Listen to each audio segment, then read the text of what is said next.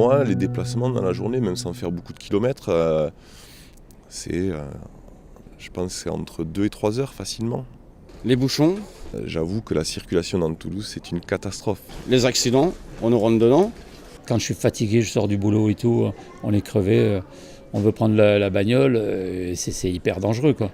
À la fois en campagne ou en ville, hein, c'est un peu partout. Hein.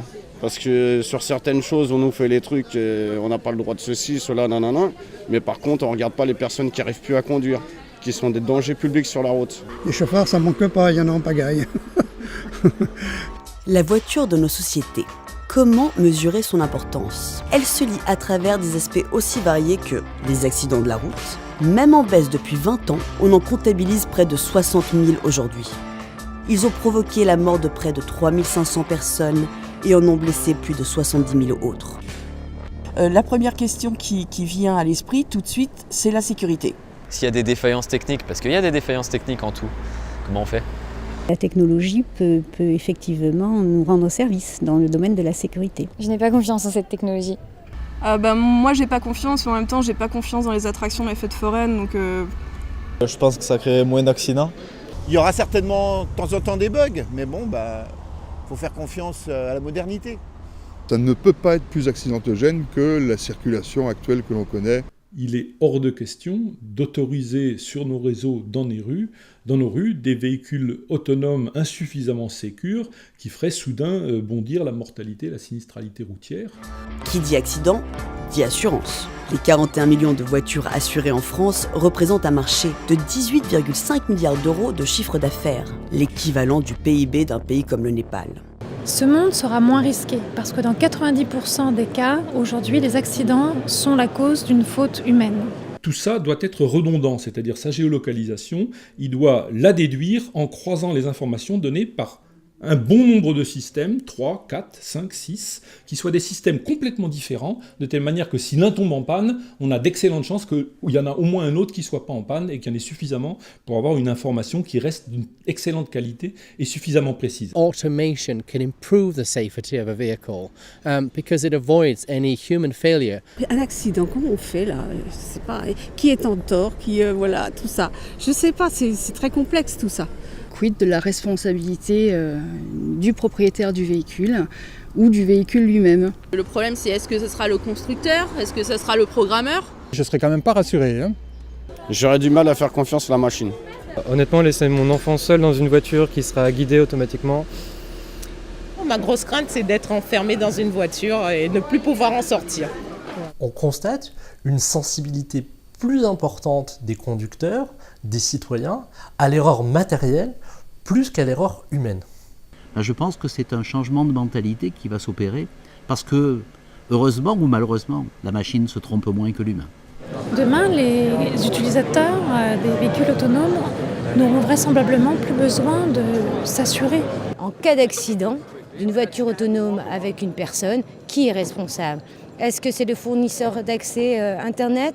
Est-ce que c'est le constructeur ? Est-ce que c'est le constructeur du logiciel ? Le fait que les véhicules soient autonomes va déporter le risque plus sur le système qui sera embarqué sur le véhicule plutôt que sur le conducteur. Autre source de revenus, mais cette fois pour l'État, les régions, les départements et les collectivités locales, les taxes sur les produits d'origine fossile et les contraventions de circulation et de stationnement, elles, représentent 10 milliards d'euros par an pour la taxe sur les produits fossiles et environ 2 milliards pour les contraventions, soit la somme annuelle de 12 milliards d'euros, l'équivalent du PIB d'un pays comme le Gabon.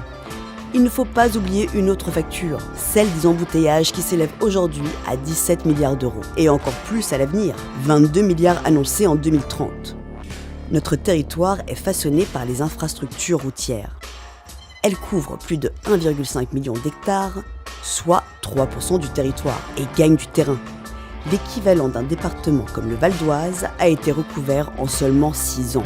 Enfin, l'impact de la pollution de l'air est grandissant. Les transports routiers y contribuent pour près de 30% des émissions nationales des gaz à effet de serre. Et il n'y aura plus d'embouteillage déjà dans les villes, il y aura moins de pollution, ou plus de pollution carrément, complètement. Plus de problème de parking, plus de problème d'embouteillage. Plus de parcs-mètres et tout, super. Moi, la raison pour laquelle j'ai pas de voiture, par exemple, c'est que je supporte pas du tout les bouchons Et que si on me dit monte dans une voiture autonome et que le trafic sera fluide, que tu n'auras rien à faire, que tu pourras faire tout ce que tu veux pendant ton temps de déplacement, je signe de suite. Un véhicule pour soi, un véhicule quand je veux, un véhicule propre et un véhicule qui se déplace sans embouteillage. Le temps de déplacement va être un temps utile, comme on dit, c'est-à-dire qu'on pourra travailler, on pourra lire, on pourra regarder un film. On ne se prend pas la tête à devoir prendre le volant et conduire toute la journée. Pour les voitures, regardez, on ne peut pas stationner nulle part. Ben là, vous appelez votre voiture, et vous cherchez, elle va se garer bien plus loin et tout. Pour mes déplacements longue distance, je serais très heureuse de faire appel à un véhicule autonome. Ou le soir quand t'es fatigué, que t'es plus en état de conduire. Ou alors les personnes alcoolisées qui rentrent souvent de soirée en voiture et qui peuvent potentiellement avoir des accidents. Voilà, du coup, tout ça, ce ne sera plus le cas. Je pense qu'il faudrait commencer par les handicapés, parce que d'abord les handicapés, pour une fois, on ferait quelque chose de bien pour eux.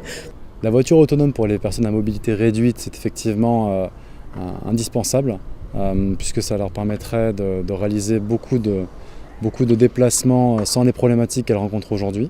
Les handicapés, les non-voyants, tout ça, ouais, je pense que ça serait une bonne idée. Ouais. Bon, aujourd'hui, avec l'âge qui avance, je me sens un petit peu moins sûr qu'avant. J'ai une maman de 98 ans, vous pensez que ça l'arrangerait drôlement? Les mobilités des personnes âgées vont être résolues probablement avec ce type de véhicule. Ouais, je sais pas, peut-être que est-ce que ça va être généralisable aux véhicules d'urgence, les pompiers, les ambulances, tout ça? Comment ça va fonctionner tout ça? Toute personne qui ne peut plus se déplacer aujourd'hui et conduit mal, et là la voiture réglerait le problème. J'ai un fils de 46 ans qui est handicapé, donc forcément j'utilise ma voiture pour moi et pour lui. Comme il est en fauteuil roulant, je plie le fauteuil roulant, je le replie, on s'en va quelque part, je le ressors, je le replie, je le range et moi je fatigue. Donc il est évident que dans l'avenir, une voiture qui soit fiable, voiture sans chauffeur, ça serait l'idéal. Et pour lui et pour moi qui vieillis aussi. Est-ce que vous vous sentez capable, d'ici à un avenir proche, de pouvoir, entre guillemets, vous désintoxiquer de ce plaisir de la conduite pour pouvoir essayer les véhicules autonomes? Faut voir. Moi, je suis très pilote, donc voilà quoi. Pour le moment, peut-être par la suite, comme j'aurais plus les capacités de conduire, oui, ça m'arrangerait. Mais pour le moment, je préfère conduire. Moi-même aimant conduire, je trouve que c'est encore un plaisir que d'être au volant d'une voiture. Et si un jour on nous interdit de rouler en voiture ancienne, c'est pas grave, je le ferai quand même. On va s'habituer, c'est comme tout, on s'est habitué au smartphone, on conduit bien avec maintenant. Personnellement, je n'ai pas forcément de plaisir à conduire, je trouve ça plutôt une contrainte que quelque chose de bénéfique. Moi, j'ai pas envie de renoncer à ma liberté de pouvoir conduire parce que c'est un gage de liberté et voilà, pour moi c'est important. La voiture, c'est quand même un objet, on aime bien le détenir. Je suis prêt, oui, à confier une partie de ma liberté à un robot s'il est bien programmé et s'il est fiable.